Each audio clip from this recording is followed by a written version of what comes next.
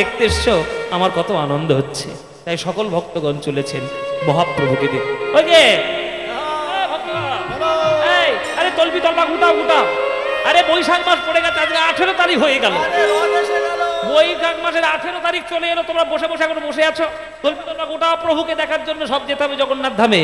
হুমায়রা তোমরা কেউ যাবে নাকি? যাবে? যাবে?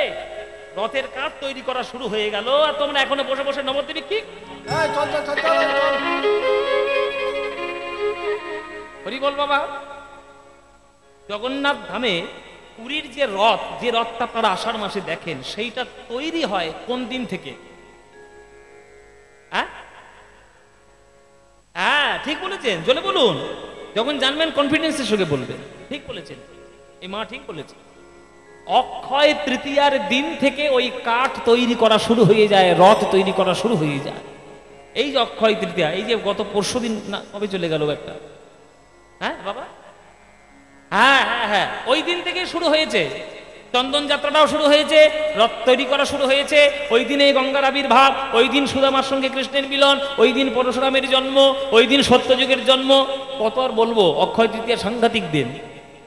অক্ষয় তৃতীয়া চলে গেল, রথের কাঠ তৈরি করা শুরু হয়ে গেল, তোরা এখনো নবদ্বীপে পড়ে আছিস। ওরে মহাপ্রভুকে দেখতে যেতে হবে, আর কত পড়ে থাকবি? চল চল চল চল, সবাই মিলে আমরা জগন্নাথ দেখতে যাই।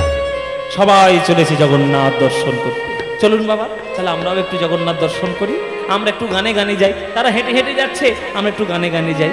আমরা গান গেয়ে গেয়ে একটু জগন্নাথের বন্দনা গাইতে গাইতে আমরা পুরীতে যাব। জগন্নাথ স্বামী নয়ন পথগামী ভবতু মে। জগন্নাথ স্বামী নয়ন পথগামী ভবতু মে।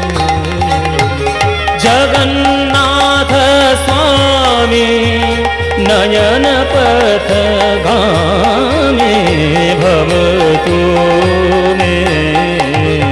জগন্নাথ স্বামী নয়ন পথগামী ভবতু মে। হাত জোরে করে উলুধ্বনি দিন। কদাচিৎ কালিন্দিতট বিপিন সঙ্গীতি তরল মুদাভীরে নারী বদন কমল স্বাদ মধুপ রমা ব্রহ্মা শিব সুরগণেশারিচিত পদ জগন্নাথ স্বামী নয়ন পথগামী ভবতু মে। জগন্নাথ স্বামী নয়ন পথগামী ভবতু মে।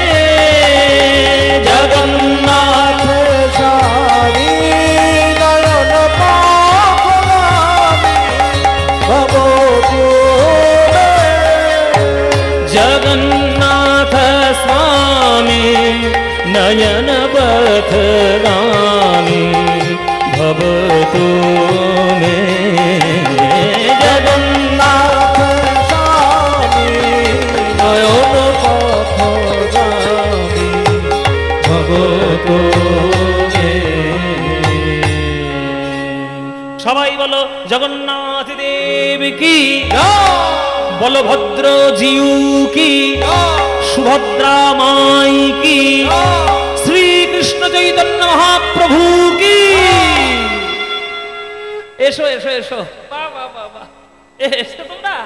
বাহ, তোমাদের দেখলেই আমার কি সুন্দর আনন্দ হয় গো, বুকটা কেমন আনন্দে ভরে যায়। বিদেশে থাকি, দেশের লোকের সঙ্গে দেখা হলে তো আনন্দ হবেই বাবা। আজকের মহাপ্রভু আনন্দে তার হৃদয়ে ভরে উঠলো, দেশের লোককে দেখেছেন না। এসো এসো। হ্যাঁ কেমন আছো তোমরা? হ্যাঁ সব কুশল মঙ্গল তো? এই হরিনাম করছো তো? সবাই মিলে কৃষ্ণ নাম প্রচার করছো তো? ভালো। এ কি কি ব্যাপার? আর তোমাকেই বলছি, হ্যাঁ তুমি কেন এসছো? তুমি কেন এসছো? তোমাকে এখানে কে আসতে বলেছে?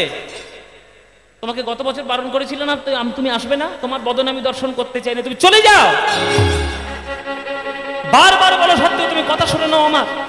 এই সকল ভক্তরা আমার কথা শুনে নে। তুমি আমার কথা শোনো না, হাত জোর করে বলছি বাড়ি যাও। একজনকে মহাপ্রভু তাড়িয়ে দিচ্ছে, সকল ভক্তকে বুকের মধ্যে টেনে নিচ্ছেন, একজনকে তাড়িয়ে দিচ্ছে। যাকে তাড়িয়ে দিচ্ছেন আপনারা শুনলে অবাক হয়ে যাবেন, কাকে তাড়িয়ে দিচ্ছে? মহাপ্রভু তাকে তিরস্কার করছেন। কেন? মহাপ্রভু তাকে দেখতে চান না, তাই বলছে চলে যাও। সে কে? যাকে ছাড়া একদিন গৌর চলতেই পারত না নবদ্বীপে, আজকে তাকেই পুরী থেকে তাড়িয়ে দিচ্ছেন। সে কে? সে হলো নিত্যানন্দ প্রভু। দাদা নিতাই, তোমাকে কে আসতে বলেছে? তোমাকে বারণ করেছি না তুমি আসবে না? যাও, চলে যাও। তুমি আসলে আমার এই পুরীতে আমার কত বড় ক্ষতি হচ্ছে তুমি জানো? ক্ষতিপূরণের হিসেব আর আমি তোমার সঙ্গে করতে চাই না, তুমি চলে যাও। আমি সোজা কথা বলছি, চলে যাও। অন্যান্য ভক্তদের মনে একটু ঠেস লাগলো, ঠিক এরকম করে বলা উচিত? এরকম কড়া কড়া করে কথা বলে? যে নিতাই গৌরকে ছাড়া থাকতে পারে না, যে নিতাই গৌরকে ছাড়া চলে না, যে নিতাইয়ের কপাল ফেটেছিল বলে গৌর ছুটে গেছিল সুদর্শন চক্র দিয়ে জগাই মাধাইকে মারতে, সেই গৌর আজকের নিতাইকে এইভাবে কথা বলছে। এতটা কঠোর, এতটা কঠিন। সন্ন্যাস হলে কি এইরকম মন কঠিন করতে হয়? না, আমরা প্রভুর ভক্ত হলেও এইটাকে আমরা মানতে পারলাম না, মেনে নিতে পারলাম না। নিতাই দাদা চলো চল। নিতাই দাদা মাথা নিচু করে চলে গেলেন পুরী ছেড়ে। ভক্তদের মনে কষ্ট হয়েছে, এইভাবে কেউ কথা বলে? নবদ্বীপে ফিরে এসে ভক্তরা নিতাইকে বলছে, ও নিতাই, এত অপমানের পরেও কেন গৌরকে দেখতে যাও? এই এতগুলো লোকের সামনে এরকম কড়া কড়া কথা বললো, আমরা হলে বাবু জীবনে যেতুম না, তুমি কেন যাও? নিতাই বলছে, ওরে ভক্তগণ, গৌর নিতাইকে ছেড়ে থাকতে পারে, কিন্তু নিতাই তো গৌরকে ছেড়ে থাকতে পারে। ওরা আমার ভালোবাসা কি করে বুঝবে? কোনো কারণে হয়তো সে আমার উপর রেগে গেছে, তাই আমার উপর কটু শব্দ প্রয়োগ করেছে, কিন্তু আমার ভাই আমার ছেড়ে থাকতে পারলেও আমি আমার গৌরকে ছেড়ে থাকতে পারি না। ছোট ভাই ভাই হয়ে না হয় বলেই আমি তারা হয়ে কোনো অপমান নিইনি। তোদের কাছে আমি পা ধরে বলছি, ভাই সামনের বছর আবার যখন পুরীতে যাবি, আবার আমাকে একটু সঙ্গে নিয়ে যাস। তবে আর আমি নিমাইয়ের সামনে যাব না, আমি আড়াল থেকে নিমাইকে দেখব আর চুপি চুপি করে চলে আসবো। তোদের হাতে ধরি, পায়ে পড়ি, তোরা যেন কাউকে বলে দিস না যে নিমাই কে যেন নিমাইয়ের কানে যেন না ওঠে নিতাই দাদা এসে। নিতাইয়ের এই নিঃস্বার্থ ভালোবাসা দেখে নবদ্বীপের লোকেরা কাঁদছে যে এই রকম করেও ভালোবাসা যায়। সবার যে ভালোবাসা খারাপ মায়েরা তা নয়। 1000 জনের মধ্যে হয়তো 900 জনের মধ্যে ভালোবাসা থাকে না, কিন্তু 10 জনের মধ্যে তো সঠিক ভালোবাসা থাকে। আর যারা বিনা স্বার্থে ভালোবাসে তারা নিজের অপমানের কথা চিন্তা করে না, সে ওই ওপরের মানুষটার ভালোর কথা চিন্তা করে। তাই পরের বছর যখন আবার রথের সময় এলো, আবার নবদ্বীপের লোকেরা তল্পি তল্পা গোটাচ্ছে, আবার যাবো, নিমাইকে দেখবো, জগন্নাথকেও দেখবো, শ্রীকৃষ্ণ চৈতন্য মহাপ্রভুকেও দেখবো, সবাইকে দেখবো। এই জন্য আবার তারা চলেছে, আজকের আবার তারা চলেছে জগন্নাথের বন্দনা গাইতে গাইতে, আবার তারা যাচ্ছে পুরীধাম, আবার আমরাও যাব পুরীধাম। জগন্নাথ স্বামী নয়ন পথগামী ভবতু মে। জগন্নাথ স্বামী নয়ন পথগামী ভবতু মে। আবার উলুধ্বনি দিন মায়েরা। মহাম ভৈস্তির কনক রুচিরে নীল शिखारे वसन प्रसादान्तः सहज बलभद्रेण बलीना मध्यस्थ सुभद्रा सुकल सूर सेवा सरदो जगन्नाथ स्वामी नयन पथगामी भवतु मे। जगन्नाथ स्वामी नयन पथगामी भवतु मे। जगन्नाथ स्वामी नयन पथगामी भवतु मे। जगन्नाथ स्वामी नयन पथगामी भवतु। गरे गम गरे गरे गम गम गरे गम पम गरे गरे गम पम गरे गम गनि धनि ध पम ध पम गम गरे गम पद नि ध ध गम पद नि ध ध गम पद नि ध। जगन्नाथ स्वामी नयन पथगामी भवतु मे। मम गने सरे नि ध सब मम गम ने ग संग ने ग संग ने ग ने ग सरे ग संग ने ध नि ध नि धनि ध धनि ध ध नि ध ध नि ध नि ध पम ध पम गम गरे ध सरे ग पम ग प नि ध नि ध ध ग प नि ध नि ध ध ग प नि ध नि ध। जगन्नाथ स्वामी नयन पथगामी भवतु मे। हरि बोल हरि हरि बोल मे भवतु मे भवतु मे। बोलुन जगन्नाथ देव की, बलभद्र जीव की, सुभद्रा माई की जय जगन्नाथ। মহাপ্রভু আজকের আর নিমায়ের সামনে এলেন না। জগন্নাথের সামনে আর নিমায়ের সামনে নিতাই আমার গেলেন না। কোথায় এলেন? ওই আইটোটা গোপীনাথের মন্দিরে এলেন। কেননা নিতাই জানে যে আমি যদি আবার নিমায়ের সামনে যাই, আবার নিমাই আমাকে বকবে, আবার কটু কথা শোনাবে, আবার ভক্তদের খারাপ লাগবে, তাই আজকে নিমায়ের সামনে যাব না, গদাধরের কাছে যাই। গদাধর, এ গদাধর। হ্যাঁ, দাদার বলা বলে মনে হচ্ছে। হ্যাঁ নিতাই দাদা। কে? দাদা। কিরে গদাধর, খারা শব্দ কিছুই নেই যে। ও দাদা গো, তোমার ভালোবাসার বলি হারিয়ে যায়। গতবারে এত লোকের সামনে এত অপমান করলো, তবুও তোমার লজ্জা নেই, আবার তুমি আবার বকা খেতে এসছো। বলে বকা কেন খাবো? ওই জন্য তো তোর কাছে এসছি, চুপি চুপি তোর কাছে এসছি। আমি আড়াল থেকে নিমাইকে দেখবো আর আমি চলে যাব। তুই বল গদাধর, তুই বল, নিমাই না হয় আমাকে ছেড়ে থাকতে পারে, বছরে একবার তাকে না দেখলে আমি কি থাকতে পারি? গদাধর বলছে আমি জানি দাদা, কিন্তু নিমাইকের কি বলবে বলো? ও যে কি ওর মতি গতি, কখন যে ওর কি ভাব, আমরা কি করে বুঝবো? যে ভাব নিধি গৌর হরি, বলা যাচ্ছে না। যাই হোক, আর তুমি অত চিন্তা করো না দাদা, আমার কাছে এসছো যখন আমি বলবো না নিমাইকে যে তুমি আড়াল থেকে দেখে চুপি চুপি দেখে চলে যাও। তা তুমি এই দুপুরবেলা এসছো যখন, এই ধরো ধরো তুমি একটু বসো দাদা, আমি একটু ভিক্ষাই বেরোই, প্রসাদ তো জোগাড় করতে হবে, একটু ভোগ তো হ্যাঁ ভগবানের দিতে হবে, আর প্রসাদ তো নিতে হবে, তুমি একটু বসো, আমি ভিক্ষাই বেরোবো। এই আমি তোকে ভিক্ষায় যেতে বলেছি? দাদা যখন চলে এসছে আমার চিন্তা কিসে? অন্যদিন ভিক্ষা করবি, আজকের ভিক্ষা করতে হবে না। এই দেখ কি নিয়ে এসছি, দেখ সচিমা গোবিন্দ ভোগ চাল পাঠিয়ে দিয়েছে পুঁটুলি করে, নিমাইকে তুই কিছু প্রসাদ করে খাইয়ে দিবি, তার থেকে একটু অন্ন নিয়ে আজকে দুজনের মতো প্রসাদটা বানিয়ে নে। আজকে আর ভিক্ষা করতে যেতে হবে না, আজকে বেরোতে হবে না, যা। ও ঠিক আছে, তাহলে তাই হোক, অন্য যখন এসছে তাহলে চিন্তা নেই। তাহলে দাদা তুমি বসো, আমি একটু রন্ধন কার্যটা সেরে আসি বলে গদাধর রান্না করতে চলে গেল। রন্ধন করলো আজকের গোবিন্দ ভোগ চালের অন্ন। ওই বাগানে টাগানে গিয়ে দেখলো কি সব শাক পাতা হয়েছে, সেগুলো তুলে নিয়ে এলো, সেগুলো একটু সিদ্ধ করলো। আর বাঙালি বলে কথা, একটু মুখে রুচি না হলে হয়। দেখলো গাছে কচি কচি সব তেঁতুল পাতা হয়েছে, ওই তেঁতুল পাতাগুলো সব ভালো করে ছিঁড়ে নিয়ে এসে ভালো করে ধুয়ে নিয়ে সমুদ্রের জল ছেঁকে নিয়ে ওই লবণাক্ত জল দিয়ে তেঁতুল পাতা দিয়ে তেঁতুল পাতার টক তৈরি করে দিল। বাহ, এইরকম প্রসাদের কর ভাগ্য হয়েছে বাবা, বলো। গোবিন্দ ভোগের অন্ন, শাক সিদ্ধ আর তেঁতুল পাতার টক। এই রান্না হয়েছে?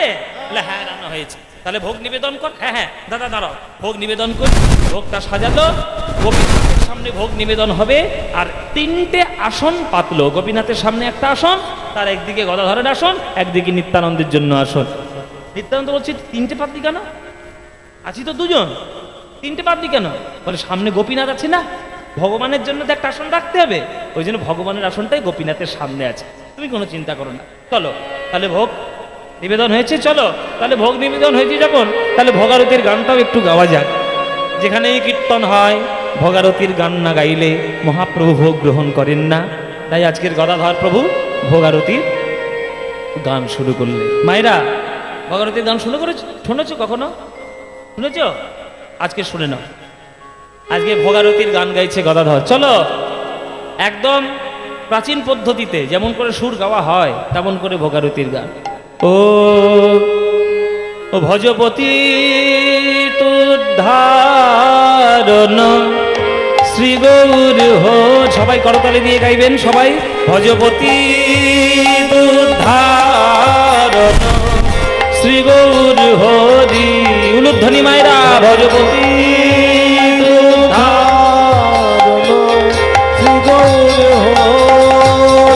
ভজপতি তুদ্ধারণ শ্রী গৌর হরি, ভজপতি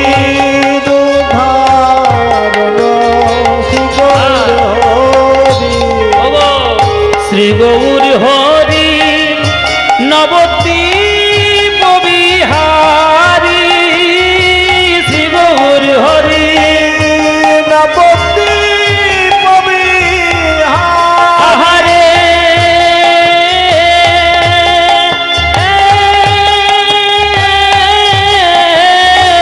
শ্রী গৌর হরি, নবদ্বীপ বিহারী দীন দয়াময় হিতকারী ভজপতি হরি বল হরি হরি ভজপতি শ্রী গৌর হরি। এসো এসো মহাপ্রভু করি নিবেদন, এসো এসো প্রভু করি নিবেদন, এসো এসো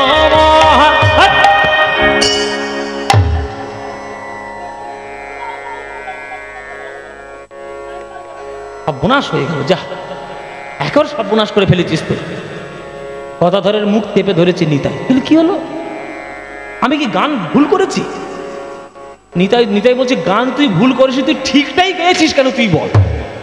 ও বলে ঠিক গান গাইবো, ভুল গান গাইবো? মানে আমি তার কাছে ফাঁকি দেবো বলে আমি চুপি চুপি তোর কাছে এসে উঠেছি, আর তুই গানের মধ্যে বলছিস এসো এসো মহাপ্রভু করে নিবে। চলে আসবে। সর্বনাশ হয়ে গেলে কি হবে? একবার যদি এই গানের আওয়াজ যদি মহাপ্রভুর কানে যায় আর আমি থাকতে পারবো? যদি এক্ষুনি ছুটে আসবে। গদাধর বলছে ও মা তাহলে কি হবে? ভোগারতির গান তো ধরে পেরেছি, বন্ধ তো করা যাবে না, গাইতেও তো হবে। এখন বলে ফেলেছি, তাই যে পুরো গানের তো অনেকটাতেই মহাপ্রভুর কথা আছে। ও দাদা আমি তখন কি করব? বলে যেখানে যেখানে নিমায়ের নাম থাকবে আর যেখানে যেখানে মহাপ্রভু বলে থাকবে সেখানে হু হু করে গাইবে। এক নাম উচ্চারণ একদম করবেন, হু করে গাইবে। এসো এসো হু হু হু হু করবি, একদম বলবি না নামটা। গদাধর মনে মনে ভাবছে আস্থা বিপদে বললাম আমি। কত জায়গায় এরকম মনে মনে করে হু করে গাইবে, যদি মুখ ফসকে বেরিয়ে যায়। ও দাদা তাহলে কি করে? এই পংক্তিটা বাদ দিয়ে গাইবো? বলে হ্যাঁ এইটা বাদ দিয়ে গা, পরের থেকে গা। হ্যাঁ তাহলে ঠিক আছে, তাহলে পরেরটার থেকে গাইছে। তাহলে ভোগ মন্দিরে, ও এটা তো বারণ করলে, এই তো গাইবো না তো। আচ্ছা আচ্ছা ঠিক আছে, আচ্ছা ঠিক আছে, পরেরটা থেকে গাই। নাহি জানি পরিপাটি না জানি রন্ধন, নাহি জানি পরিপাটি না জানি রন্ধন, নাহি জানি পরিপাটি না জানি রন্ধন, নাহি জানি পরিপাটি না জানি রন্ধন, সুখা দুখা এক মুষ্টি কর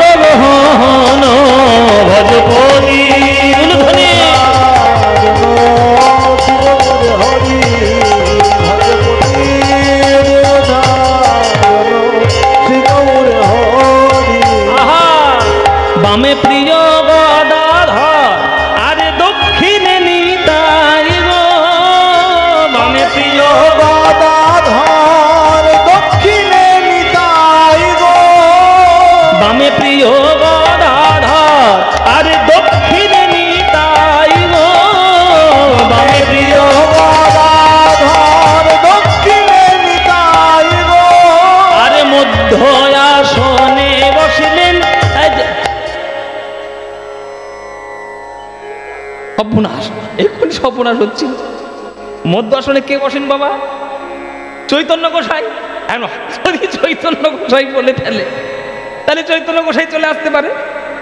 গদাধর তো চোখ বড় বড় করে চুপ করে বসে আছে, সর্বনাশ কি করি। হ্যাঁ, আর নিত্যানন্দ আবার কটকট করে থাকে, বললেই তোকে মারবো একবারে তোকে। তাহলে কি বলবো? বলে হু বলেছি না। তাহলে মধ্য আসনে বসেলেন ভজপতি।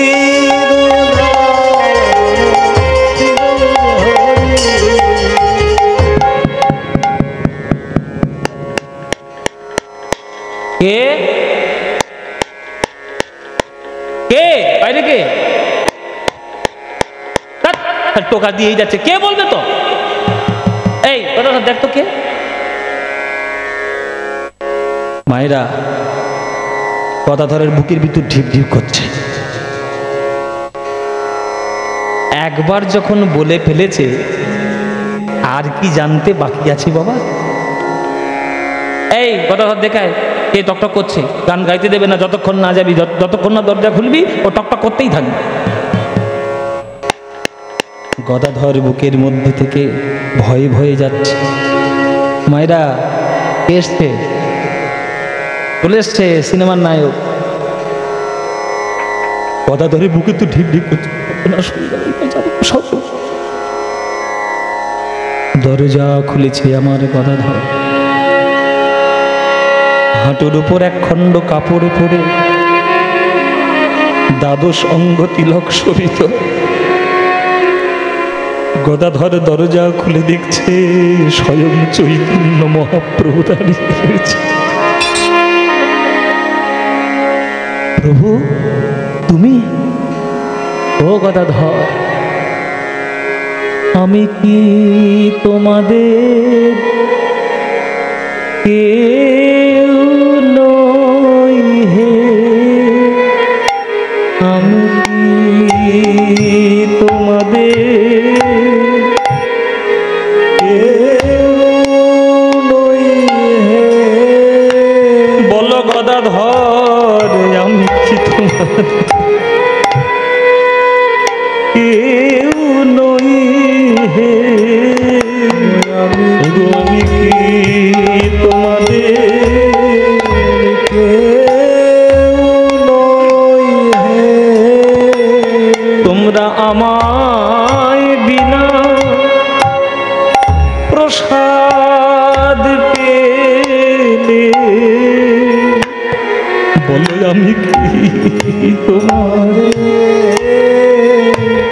কেউ নই হে? তোমরা আমার বিনা প্রসাদে পেলে, বলো তোমরা আমার কথা ভুলে গেলে, বলো আমি কি তোমাদের কেউ নই হে? তোমরা আমার কথা ভুলে গেলে, বলো আমি কি তোমাদের কেউ নই হে? তোমরা আমার কথা ভুলে গেলে, বলো আমি কি তোমাদের কেউ নই? আমাকে ভুলে গেলে গদাধর? আপনি যেমন ক্লাস 2 পাস করে কখনো ডাক্তার হতে পারবেন না, এটা যেমন 100% সত্যি, তেমনি পড়াশোনার কিছু অংশ আপনি যদি না করেন তাহলে কিন্তু আপনাকে এই কীর্তন গানেরও শোনার যোগ্যতা কম হবে, গাওয়ার যোগ্যতা তো ছেড়েই দিই। যারা কীর্তন শুনতে অন্তত কীর্তনের আসরে আসবে, অন্তত মিনিমাম তাদের একটা সামান্য যোগ্যতা থাকতে হয়। যদি আপনারা পড়াশোনা নাও জানেন, তাও আপনাদের কীর্তনের আসরে এসে একটু ভক্তির যোগ্যতাটা অন্তত থাকতে হবে। কীর্তনের আসরে যখন বসবেন, মনে করুন আপনি পড়াশোনা শিখতে পারেননি, হয়তো বাবা মা আপনাকে শেখাতে পারেননি, আপনি শিক্ষার দিকে বেশি এগোতে পারেননি, তবুও কীর্তনের আসরে আসবেন। এসে কীর্তনের আসরের এই চটের মধ্যে বসে মনে মনে ভাববেন যে আমি শুনতে বসেছি বাংলার সর্বশ্রেষ্ঠ গান। এই গানটি মহাপ্রভুর মুখ নিঃসৃত বাণী হিসেবে প্রচারিত। হে মহাপ্রভু, তোমার ওই মহৎ কীর্তন শোনার সৌভাগ্য হয়েছে, এইটাই আমার ভাগ্য। এইটাই আমি কীর্তন যে শুনতে পারছি বসে, এইটুকু যদি আপনি ভক্ত হৃদয়ে যদি একটু মন আগ্রহ নিয়ে বসেন, তবুও কীর্তন শোনার যোগ্যতা আপনার হবে। কীর্তন শোনার আসরে আপনি বসে আপনি যদি মনে করেন আমি কীর্তন শুনতে বসেছি, আজকে কি গান গায় একবার দেখে নিয়ে ছাড়বো, ছাই বুঝবেন আপনি, কিচ্ছু বুঝবেন না। যে কীর্তন গাইতে এসছে আসরে দাঁড়িয়ে, আমিও আপনার যেমন একই কথা প্রযোজ্য, আমারও একই কথা প্রযোজ্য। আমার ক্ষেত্রে আমি যদি কীর্তনের আসরে গান দাঁড়িয়ে যদি আমি বলি করি আমি কীর্তন গাইছি, ছাই কীর্তন গাওয়া হবে। আপনি যখন কীর্তন শুনতে বসবেন, আপনার আদর্শ হবে পরীক্ষিত মহারাজ, আর আমি যখন কীর্তনের স্টেজে দাঁড়িয়ে গান গাইব, আমার আদর্শ দুজন হবে, হয় নারদ মুনি নইলে সুখদেব গোস্বামী প্রভুপাদ। এই দুটো আমার আদর্শ। তাই মায়ের আপনারা বলুন, আপনারা কীর্তন শুনতে বসেছেন, আপনারা কেউ পরীক্ষিত মহারাজ হতে পারবেন? কেউ পরীক্ষিতের মতো কীর্তন শুনতে পারবেন? 3 ঘন্টা কীর্তন শুনতে বসলেই তো মন ছনছন করে। ঘরে চাবি দেওয়া হয়নি, হাঁস মুরগি রয়েছে, এই আছে তাই আছে, শাশুড়ি খাবার দেওয়া হয়নি, নানান রকমের কথা মনে পড়ে। কখন ঘড়ির দিকে তাকান যে শেষ হবে কীর্তন, 3 ঘন্টা কখন।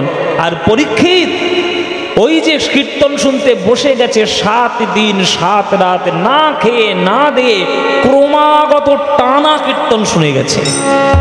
আপনি পারবেন? জীবনে পারবেন না।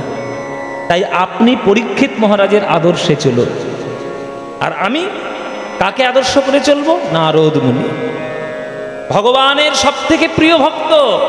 দিবারাত্র বিনা যন্ত্র নিয়ে সে গান করে করে নারায়ণ নারায়ণ করে বেড়াতো। আমি কি তার চরণের ধুলোর যোগ্য কখনো হতে পারবো?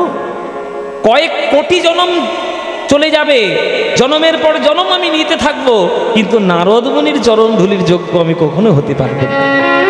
সুখদেব গোস্বামী প্রভুপাদ, আমি তার ছোঁয়া কখনো পাবো? তাই আমাকে এখানে দাঁড়িয়ে মনে মনে ভাবতে হবে যে সুখদেব গোস্বামীর চরণের ধুলোর আমি যোগ্য নই, তবু ঈশ্বর কৃপা করে দাঁড়ানোর দুঃসাহসটা করিয়েছেন। তাই আমার আদর্শ হবে তারা, আপনাদের আদর্শ হবে পরীক্ষিত মহারাজ। এই ভাব নিয়ে যদি কীর্তন শুনতে না বসেন, আর এই ভাব নিয়ে যদি কীর্তন গান গাইতে যদি আমি না আসি, তাহলে আমাদের কীর্তন গাওয়াটাও বেকার, আপনাদের কীর্তন শোনাটাও বেকার। এই কীর্তনের নিয়ম ধরে ধরে কীর্তন গাইতে হবে। এই কীর্তন হচ্ছে কলিযুগে ভগবানের পাওয়ার মূল রাস্তা। এই যে একটু আগে আমি শ্লোক বললাম, হরের নাম হরের নাম হরের নামৈব কেবলম কলৌ নাস্তেব নাস্তেব নাস্তেব গতিরন্যথা। এবার ব্যাখ্যা করি। হরের নাম হরের নাম হরের নামৈব কেবলম। ভালো করে শুনে রাখবেন, এসব আপনাদের শোনা শোনা সব শ্লোক, জানা শ্লোক, কিন্তু ব্যাখ্যা আপনারা ভালো করে কখনো শোনেননি। ভালো করে ব্যাখ্যাটা শুনুন। হরি নাম হরি নাম হরি নামই কেবলমাত্র উপায়, 3 বার কথাটা বলা হলো। আর কলিযুগে এই হরিনাম ছাড়া ভগবানকে পাওয়ার রাস্তা নাস্তেব নাস্তেব নাস্তেব গতিরন্যথা। ওটাও যেমন 3 বার বলা হয়েছে, এটাও তেমন 3 বার বলা হলো। হরিনাম হরিনাম হরিনাম 3 বার, আর গতি নাই গতি নাই গতি নাই 3 বার। 3 বার বলা হলো কেন? এক কথা যদি 3 বার উচ্চারিত হয়, শাস্ত্র মতে সেই বাক্যটাকে বলা হয় ত্রিসত্য অঙ্গীকারবদ্ধ। ভগবান যখন কোন আশীর্বাদ করেন তখন ত্রিসত্য অঙ্গীকারবদ্ধ হন, তথাস্তু তথাস্তু তথাস্তু। এই 3 বার বলা মানে ত্রিসত্য অঙ্গীকারবদ্ধ, মানে সেটা হবেই হবে। ও মায়েরা, তোমরা যখন পাড়া প্রতিবেশীর যে ঝগড়া করো মাঝে মাঝে, তখন প্রতিবেশীকে গালাগাল দেওয়ার সময় বলো না মর মর মর, বলেন না? 3 বার বলেন না? মনে করুন কার সঙ্গে আপনার খুব শত্রুতা আছে, সে রোজ আপনার পিছনে লাগে, আপনিও তার সঙ্গে রোজ ঝগড়া করেন। যখন দেখবেন এই গ্রামের মেয়েগুলো ঝগড়া করে প্রতিবেশীর সঙ্গে, তখন সে যেন তাড়াতাড়ি মরে যেতে পারে, এরকম করে মায়েরা বলে মর মর মর। যেমন আমি একে রোজ বলি, একে আমি রোজ বলি, কিন্তু এখনো পর্যন্ত মরেনি, ওর বেঁচে আছে। ও মায়েরা, এটাকে বলা হয় ত্রিসত্য অঙ্গীকারবদ্ধ হওয়া। তা শাস্ত্রের বচন অনুসারে ত্রিসত্য অঙ্গীকারবদ্ধ হয়েছে শাস্ত্র যে কলিযুগে হরিনাম ছাড়া অন্য কোনো রাস্তা নাই নাই নাই। কেন তিনবার বললো? না, কলিযুগটাকে বাদ দিয়ে দিলে আপনার তিনটি যুগ পড়ে থাকে। কি বাবা, ঠিক কিনা? চারটে টোটাল যুগ। কলিযুগকে যদি আপনি টেনে বাদ দিয়ে দেন তাহলে কটা যুগ পড়ে থাকবে? তিনটে যুগ পড়ে থাকবে।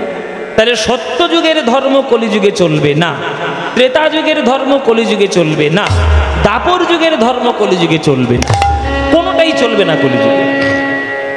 সত্য যুগের ধর্ম কি? তপস্যা করা। বিভিন্ন রকমের তপস্যা রয়েছে।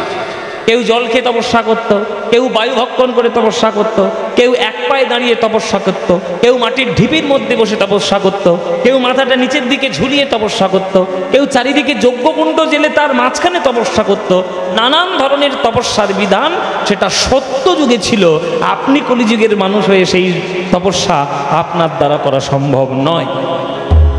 কেউ পারবেন না, আমিও পারবো না, আপনারাও পারবেন না, কেউ পারবেন না। মাথাটা নিচের দিকে করে গাছের ডালে পা বেঁধে তারা তপস্যা করত।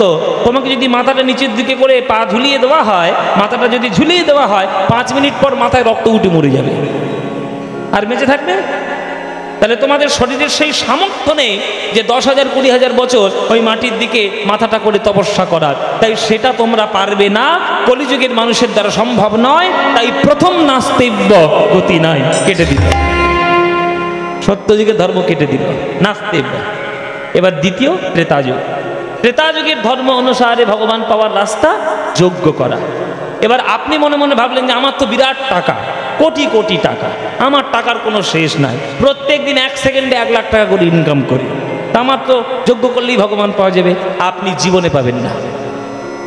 কেননা যজ্ঞ করার জন্য যে সমস্ত সামগ্রীর প্রয়োজন, সেই কোনো সামগ্রী আপনি এই জগতে শুদ্ধ পাবেন না, পুরোটাই ভেজালে ভর্তি হয়ে গেছে।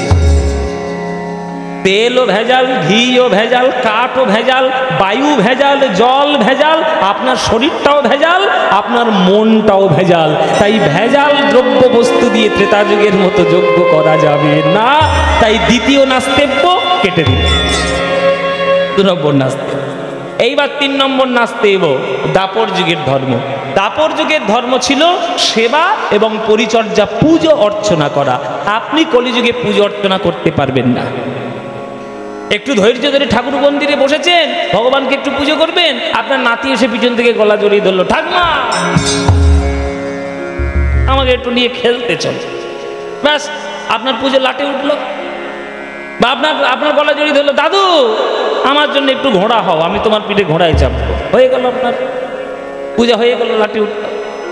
বা আপনি পুজো করতে বসেছেন, আপনার পাশের মোবাইলটা রয়েছে, মোবাইলটা বেজে উঠলো, আপনার পুজোর লাঠি উঠলো।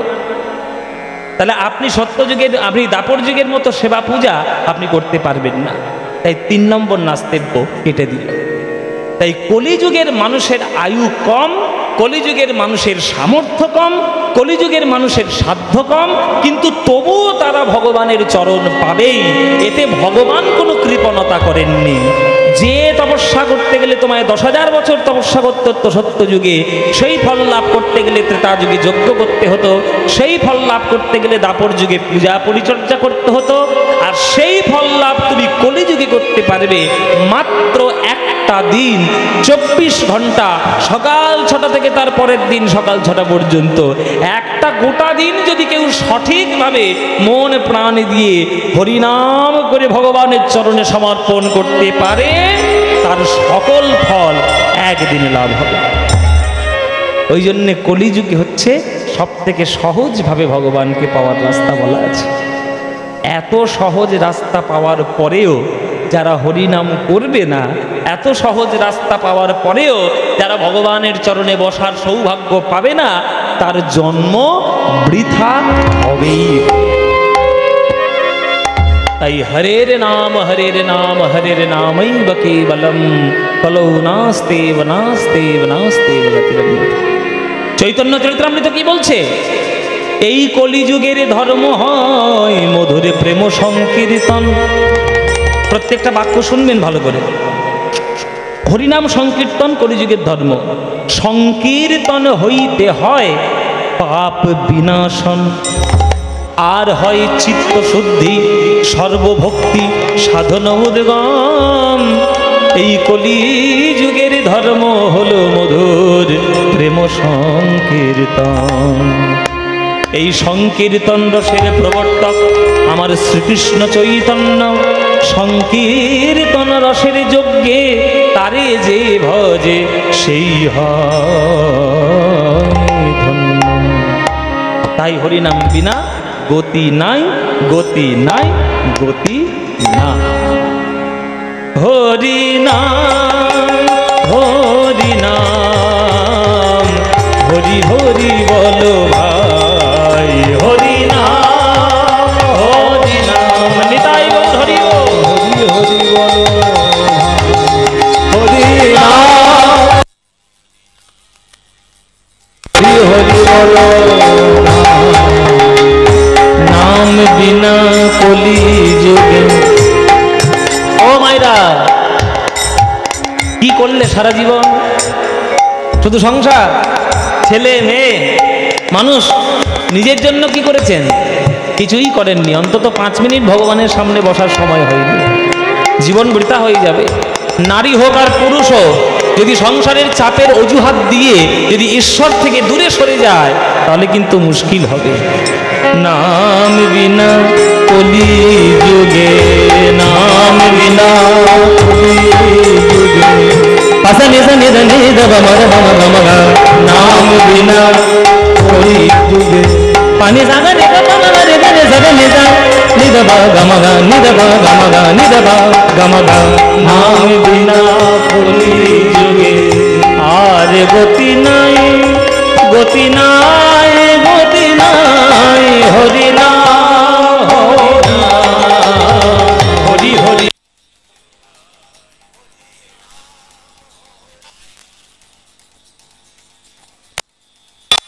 হরি নাম হরি হরি বলো।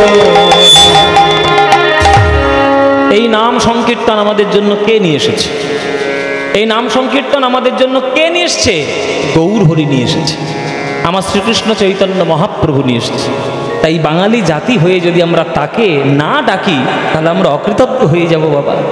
তাই পদকর্তা বলছেন যে কলিযুগের অন্ধকার দূর করতে আকাশে যখন অন্ধকার হয়, তখন যেমন চাঁদ উঠে আকাশের অন্ধকার দূর করে, তেমনি কলিযুগের মানুষ যখন অজ্ঞানের অন্ধকারে একেবারে ভ্রমিত হয়ে গেল, তখন বদনচন্দ্র উদিত হলো কার? গৌরাঙ্গ মহাপ্রভু। কলি তিমির আকুল অখিল লোকহরি, গোড়ার বদন চাঁদ ও পরকাশ। তাহলে চাঁদ উঠছে, চাঁদ উঠেছে মানে আমাদের ফুল ফুটেছে। আমরা কবিতা পড়েছিলাম না, চাঁদ উঠেছে ফুল ফুটেছে কদম তলায়। হাতি নাচে, ঘোড়া নাচে, সোনামণির বে। এসব ছোট ছোট কবিতা এখনকার দিনে আর পড়ানো হয় না, সব বাদ দিয়ে দিয়েছে। ওই জন্যই তো সব অবস্থা হচ্ছে পড়াশোনা। হ্যাঁ, চাঁদ উঠলে তো ফুল ফুটবেই। এটাকে কোন ফুল বলা হয়েছে?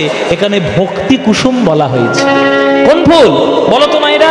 চাঁদ উঠলে কোন ফুল ফোটে বাবা বলো দেখি? চাঁদ, হ্যাঁ, কে বললো? হ্যাঁ, চাঁদ উঠলে শালুক ফুল ফোটে। সূর্য উঠলে পদ্ম ফুল, চাঁদ উঠলে শালুক ফুল। তেমনি ভগবান মহাপ্রভুর বদনরূপী চন্দ্র উঠেছে মানে মঙ্গল রূপী শালুক বিকশিত হয়েছে আজ জগৎ মাঝে। মঙ্গল রূপী শালুক বিকশিত হয়েছে। তাই চাঁদ উঠেছে মানে তার জ্যোৎস্নাও নিশ্চয়ই থাকবে। তাহলে মহাপ্রভুর বদনটা যদি চাঁদ হয়, তাহলে তার জ্যোৎস্না কোথায়? বলে জ্যোৎস্না মহাপ্রভুর মিষ্টি মুচকি হাসি, হাসিটা দেখলেই মন ভরে যায়। চাঁদের জ্যোৎস্নায় যেমন জগৎ শীতল হয়ে যায়, তেমনি মহাপ্রভুর বদন চন্দ্রের হাসি দেখলে আমাদের হৃদয় ঠান্ডা হয়ে যায়। ভয়ানক হাস সুধাকর বরিশনে,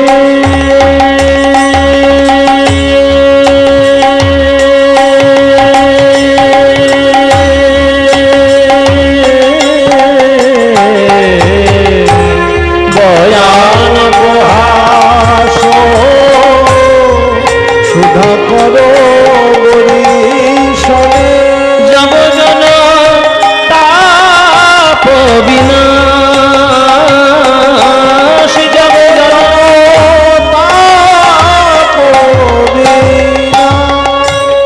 সারাদিন যতই গরম পড়ুক দেখবেন চাঁদ যেই উঠবে পৃথিবী ধীরে ধীরে ঠান্ডা হয়ে যায়।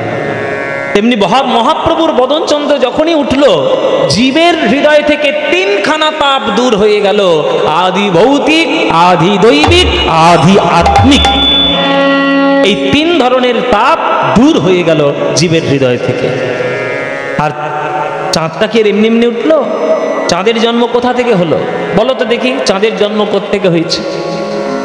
এই যে আকাশে চাঁদ দেখছো, এই আকাশের চাঁদের জন্ম কোথা থেকে হয়েছে? সমুদ্র মন্থন থেকে চাঁদের জন্ম হয়েছে। সমুদ্র মন্থন থেকে জগতে অনেক দামি দামি জিনিস পাওয়া গেছিল বাবা, তার মধ্যে থেকে চাঁদও একটা সমুদ্র মন্থনের থেকে পাওয়া। এই চাঁদ যেমন সমুদ্র মন্থন থেকে উঠলো, আর কি কি কলিযুগে উঠলো? সমুদ্র মন্থনের সত্যযুগে যেমন চাঁদ উঠেছে, কলিযুগের সমুদ্র মন্থনে আর কি উঠলো? মহাপ্রভুর বদনরূপী চাঁদ না হয় আমরা পেলাম, আর কি উঠলো?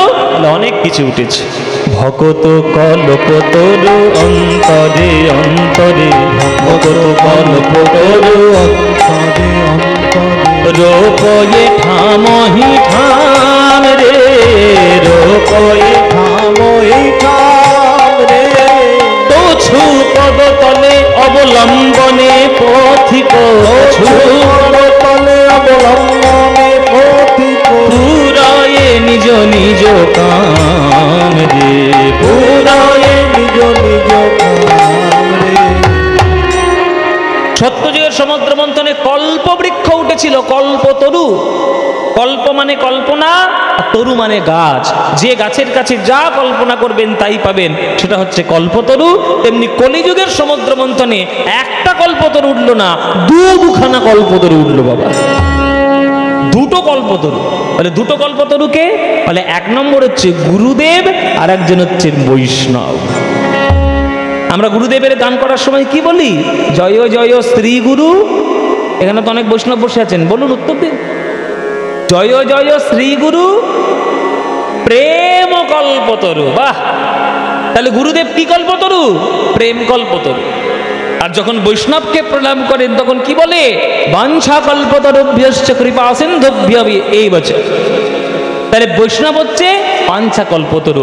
সত্যযুগের সমুদ্র মন্থনে একটা কল্পতরু, আর কলিযুগে দুটো।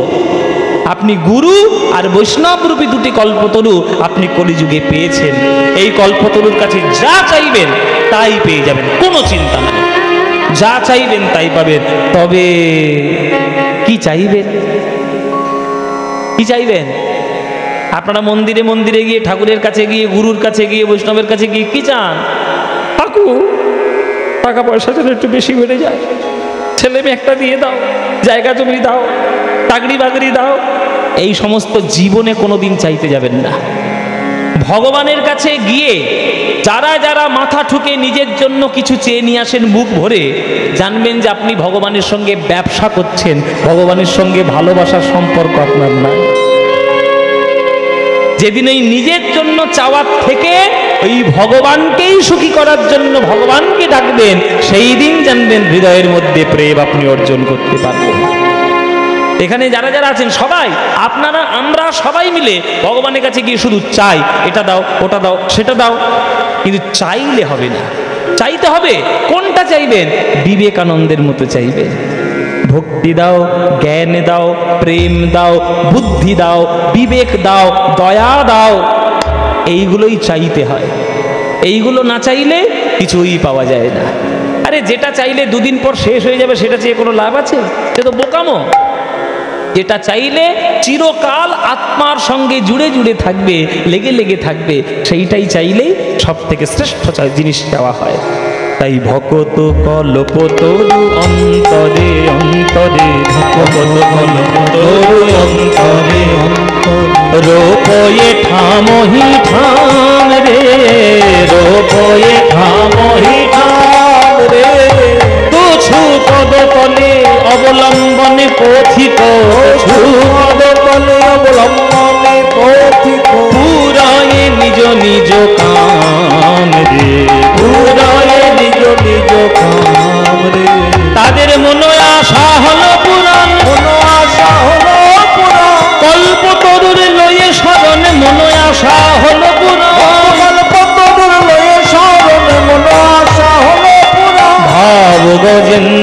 চড়ায়লো অকিঞ্চনে, ভাব গজেন্দ্রে চড়ায়লো অকিঞ্চনে। সত্যযুগের সমুদ্র মন্থনে একটা হাতি জন্ম নিয়েছে। হাতি একটা হাতি হয়েছিল সত্যযুগের সমুদ্র মন্থন। তার আবার 5টা সুর, বলে 5টা সুর ছিল মায়েরা সেই হাতিটা। তার নাম হচ্ছে ঐরাবত।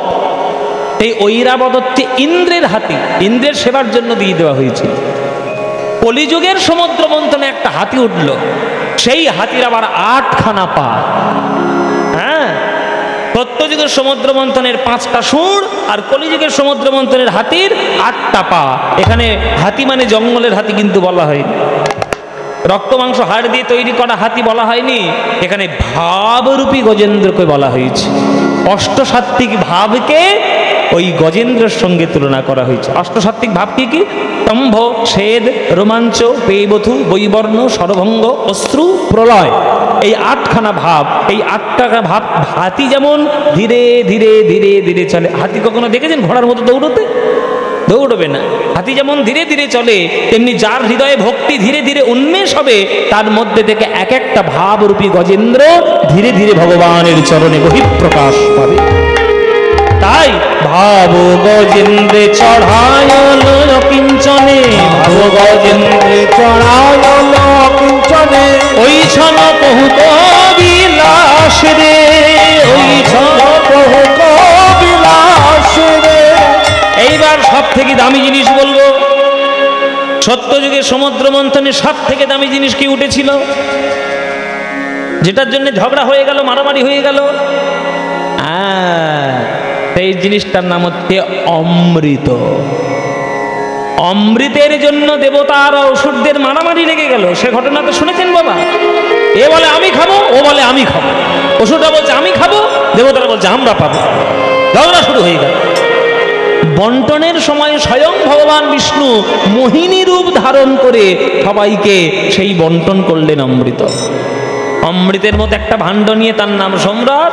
এই সমরস পান করিয়ে দিল দৈত্যদেরকে, আর অমৃত পান করিয়ে দিল দেবতাদের। কেন করালো? এটা ভগবান ঠিক করেছে? একদম ঠিক করেছে। পাওয়ার ক্ষমতা যদি অসৎ লোকের হাতে চলে যায়, তারা জগৎকে ক্ষতি করতে 1 সেকেন্ডের সময় নেবে না। এটা আপনারা এখনকার কাগজে পড়তে পাচ্ছেন। আপনাকে নতুন করে ব্যাখ্যা করবো না বাবা, নতুন করে প্রত্যেকদিন পেপারের পাতা উল্টাবেন সকালবেলায়, বুঝতে পারবেন যে কাদের কাদের হাতে ক্ষমতা গিয়ে জগৎকে সর্বনাশ করছে। জগৎ সর্বনাশ 1 সেকেন্ডে হয়ে যাবে যদি ভালো ক্ষমতা আপনি খারাপ লোকের হাতে দিয়ে দেন। ভগবান জানে অমরত্ব যদি একবার একটা দৈত্য লাভ করে ফেলে, তাহলে ওই দৈত্যদের হাতে যদি ক্ষমতা চলে যায়, শক্তি চলে যায়, তাহলে জগৎ শেষ হতে আর বেশি দিন সময় লাগবে না। তাই দেবতাদের হাতে দিলেন অমৃত, দৈত্যদের হাতে দিলেন সমরস, সুরা। তাই কলিযুগের সমুদ্র মন্থনে তাহলে অমৃত কোনটা? কলিযুগের সমুদ্র মন্থন অমৃত কোনটা? যেটা শ্রবণ করার জন্য আজকের আপনারা এখানে জড়ো হয়ে বসেছেন, একত্রিত হয়ে। সেই হরিনামে কৃষ্ণ নাম রূপী অমৃত মহাপ্রভুর তার আমরা পেলাম, কলিযুগের অমৃত। এই নামামৃত, প্রেমামৃত যে আপনারা গ্রহণ করতে পারবেন, দেখবেন হৃদয় আপনাদের প্রেমে পরিপূর্ণ হয়ে যাবে। তাই নাম হচ্ছে অমৃত। কলিযুগের ক্ষেত্রে হরিনামটাই হলো অমৃত। কিন্তু এখানে একটা কিন্তু আছে, বড় কোয়েশ্চেন মার্ক। সত্যযুগের সমুদ্র মন্থনে অমৃতও যেমন উঠেছিল বাবা, তারপরে 1 ভাণ্ড বিষও উঠে পড়েছিল। উঠে পড়েনি মায়েরা? বিষের জ্বালায় জ্বালায় সব জ্বলে গেল, একজন মাত্র ছুটে এলো সেই বিষ থেকে বাঁচানোর জন্য। তার নাম কি? দেবাদিদেব মহাদেব। নিম্নগানাং যথা গঙ্গাদেব মামুচ্যতে, যথা বৈষ্ণবানাং যথা শম্ভু, পুরাণানাং বিদং তথা। দেবতাদের মধ্যে বিষ্ণু শ্রেষ্ঠ, নদীদের মধ্যে গঙ্গা শ্রেষ্ঠ, শাস্ত্রের মধ্যে ভাগবত শ্রেষ্ঠ, আর বৈষ্ণবদের মধ্যে শিব ঠাকুর হলেন শ্রেষ্ঠ। তাহলে শিব ঠাকুর শ্রেষ্ঠ হলেন কেন? এইটা আপনাদের ব্যাখ্যা তো জানা উচিত। বৈষ্ণব মানে আপনার গলায় শুধু বোঝা বোঝা শুধু তুলসীর মালা থাকবে তা নয়। হাড়ের মালা গলায় দিয়েও, রুদ্রাক্ষের মালা গলায় দিয়েও বৈষ্ণব হওয়া যায়, তার প্রমাণ হলো শিব ঠাকুর। শিব ঠাকুর বৈষ্ণব মানেই কপালে তিলক থাকতে হবে, ধুতি একটা পড়তে হবে, গলায় তুলসীর মালা থাকবে, তা নয়। বৈষ্ণব কাকে বলে? বৈষ্ণব জন তো তেনে কহিয়ে যে পীর পরায় জানে রে, पर दुखे उपकार करे तोय मन अभिमान न आने रे। জগৎকে রক্ষা করার জন্য, জগৎবাসীকে রক্ষা করার জন্য, ভক্তদের উপকার করার জন্য যে লোকটা প্রাণের ভয় ত্যাগ করে তাদের বাঁচানোর জন্য ছুটে যায়, তাকেই বৈষ্ণব শ্রেষ্ঠ বলা হয়। সেটা একমাত্র হলেন শিব ঠাকুর। দেখুন মায়েরা কিরকম মনের মধ্যে ভেদাভেদ। অমৃত পেয়ে সবাই দেবতা হয়ে, অমৃত অমর হয়ে গেল দেবতারা, কিন্তু এই যে বিষের জ্বালাটায় ছটফট করছে জগৎবাসী, একটাও দেবতা এগিয়ে এলো না। না ইন্দ্র এলো, না বিষ্ণু এলো, না ব্রহ্মা এলো, না ওই বরুণ এলো, কেউ এলো না। এলো কে? কৈলাস ছেড়ে এলো শিব ঠাকুর। বলে জগৎ যায়, আমার প্রাণ যায় যাক, জগৎকে রক্ষা করতে হবে। সেই হলাহল বিষ ঢক ঢক করে পান করে নিল। সেই বিষের এত তীব্রতা যে গলা হয়ে গেল নীল বর্ণ। তাই মহাদেবের আর একটা কি নাম? নীলকণ্ঠ। তাদের শিব ঠাকুর কিন্তু বিষটা পান করেছিল। তাই কলিযুগের সমুদ্র মন্থনেও অমৃতের পর এক ভাণ্ড বিষ উঠল। সত্যযুগের সমুদ্র মন্থন অমৃতের পর যেমন বিষ উঠল, হলাহল বিষ, কালকুট বিষ, তেমনি কলিযুগের অমৃত যদি হরিনাম হয়, তাহলে বিষ কোনটা বাবা? যে বিষটা আপনারা সবাই পান করছেন। এই ভক্তের ব্যক্তিগত এই হরিনামের আসরে ঘোলা বাজারে আপনারা সবাই কীর্তন শোনার জন্য এই মাঠের মধ্যে উপস্থিত। মাঠের অবস্থা দেখেই বোঝা যাচ্ছে যে কালকের এখানে উল্টোপাল্টা সব কাণ্ড কারখানা ঘটে গেছে। বৃষ্টি খুবই হয়েছে, কিন্তু তবু আপনারা যেখানে যতটুকু জায়গা পেয়েছেন, আপনারা মন দিয়ে সেখানে বসে কীর্তন শোনার আগ্রহ প্রকাশ করেছেন। কীর্তন গান হলো আমাদের বাংলার সঙ্গীত জগতের এবং সাহিত্য জগতের সর্বশ্রেষ্ঠ একটি নিদর্শন। এখন আমরা সেই সর্বশ্রেষ্ঠটাকে এখনো বুঝতে পারিনি। তাই আমরা বর্তমান দিনে মুড়ি আর মুরকি এক করে ফেলছি। সবটাকেই আমরা কীর্তন বলে মনে করছি, কিন্তু সবটা কীর্তন নয়। কীর্তন গান গাইতে গেলে আর কীর্তন গান শুনতে গেলে মিনিমাম একটা যোগ্যতা লাগে।